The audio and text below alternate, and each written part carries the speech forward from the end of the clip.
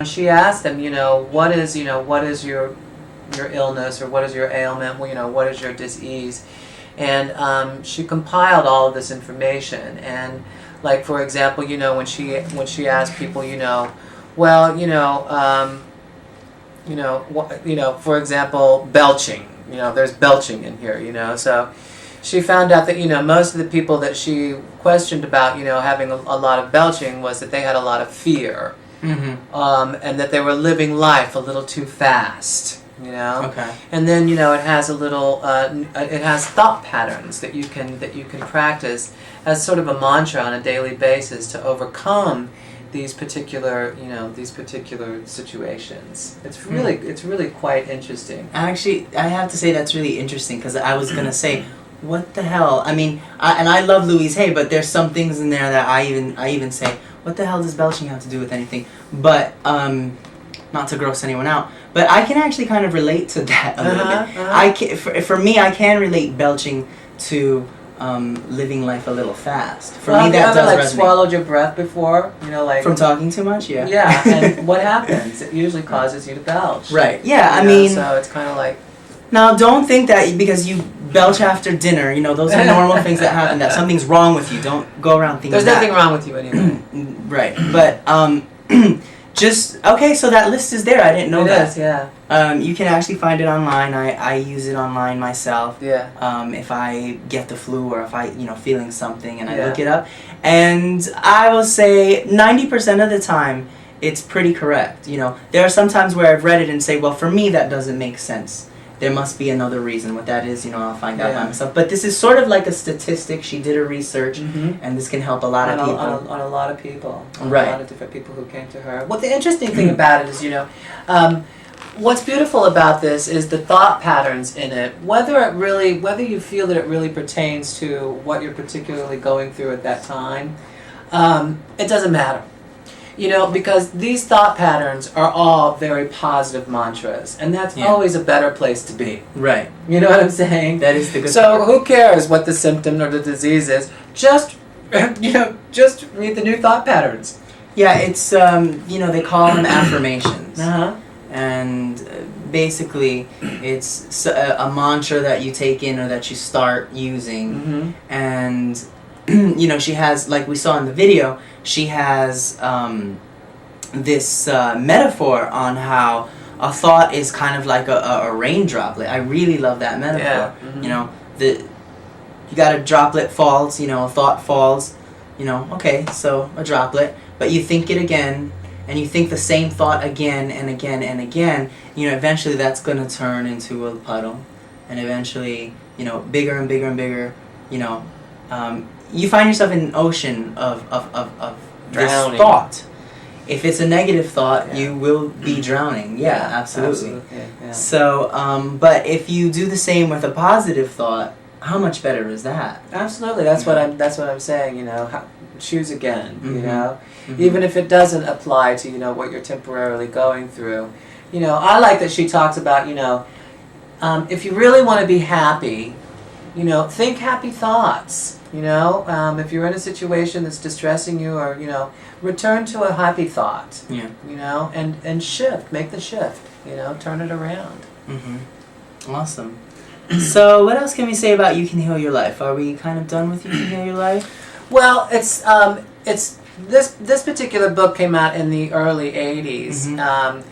And it's been around for a long time. I've bought this book for so many people. I can't even begin to tell you. When I did the workshop with it, it was very interesting because we did it as a group.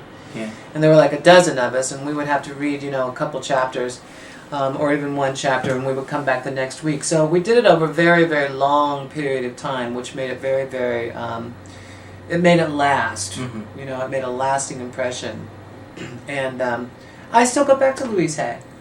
Me too. Always, but I've been following her for 20 years. Yeah. So, but I still go back to her. Yeah. Because the foundation is so pure and it's so easy. Mm-hmm. She has a radio station now. I was going to say the same thing. That you're well aware of, which is hayhouse.com. No, it's hayhouseradio.com, and she has the most wonderful inspirational radio shows that I would definitely recommend. In the office job days, when people were just giving me a headache, I would turn on the radio station, listen to some inspirational stuff. HeyHouseRadio.com. HeyHouseRadio.com. It isn't music, it's inspirational talk, you know, and people call in live too, which is pretty exciting. And you just talk about, kind of like we do on the show, talk about everyday life, but you get to hear from Louise Hay herself, answering questions or maybe giving a couple of tips, and you get to hear from Dr. Wayne Dyer, who we love so much, and you get to hear from Abraham Hicks, who I'm such a fan of, and I'm a fan of all these people. I tend to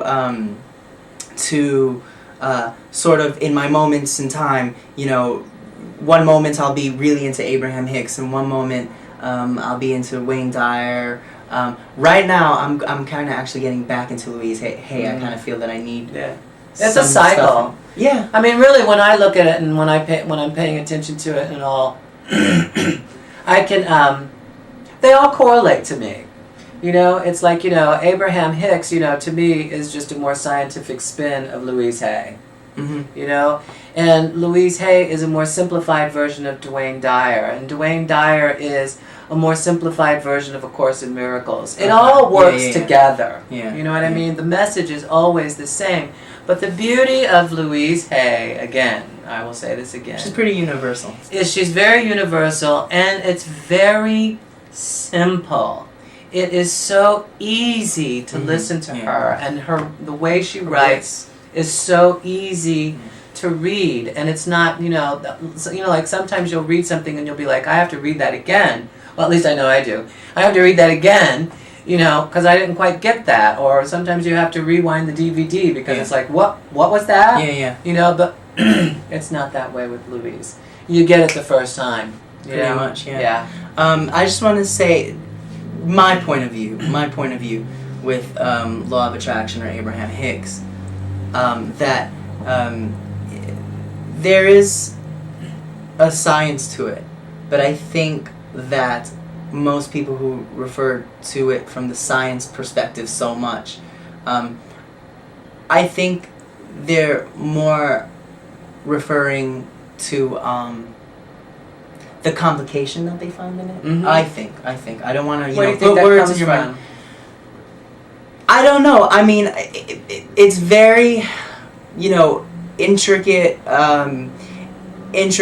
sort of process in Law of Attraction, and exactly, you know, how this manifests and how that manifests. It's a very sort of intricate process in the teaching, which, you know, for a simpler mind, I think Louise Hay is just really wonderful, because really the answer, to sum up all of that, is just love yourself.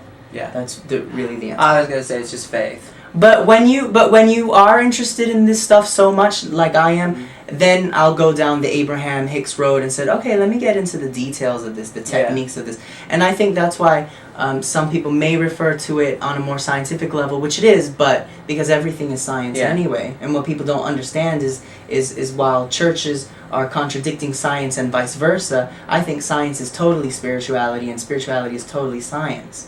You know what I mean? I think that, you know, some people may find Law of Attraction complicated, which is, you know, alright, but I find it extremely quite spiritual, I have to say. Oh, I mean, I do too, absolutely. Very much so. But I think it's very faith-based. You have to have some level of faith in it to begin with. And with Louise Hay, I have to say the greatest thing about Louise Hay is she's a great foundation for beginning that process. Yes. She's a great foundation for beginning that process because she teaches change and to not have any fear of change. And if you're going to, you know, if you want to live an enlightened life and you want to, you know, ascend, so to speak, you have to be willing to change. I mean, because when you start getting into the Law of Attraction, and when you start getting into Dwayne Dyer and A Course in Miracles and all of those particular things, they're going to change you. And, you know, one of their first, you know, questions will be, are you willing to change? Yes. And a new mantra you'll probably find in your life is, I am willing to change. Yeah. It starts with that. Yeah. You got to be willing. You have to have an open mind. You have to have an open mind. Yeah. You've got to be willing to change. And, you know, believe it or not, the chaos that's happening in your life, you know, I think too many of us are pointing fingers elsewhere. I really do. Yeah, I would agree. So, if you can let go of your ego and take at least just a little bit of responsibility for the chaos, and you say that you are willing to change, I promise you that that chaos will start to go away. Yep. Absolutely, absolutely. All is well. Yeah. I am at peace and I love myself. Yeah. All right. Awesome. So that's You Can Heal Your Life. All right. Pick up the book. It's readily available at Amazon.com, and the DVD is all over the place as well. And the DVD is really quite fascinating It as really well. is. Yeah. Awesome. All right. Thanks, guys. We'll see you next time on Garden Dialogue. Peace.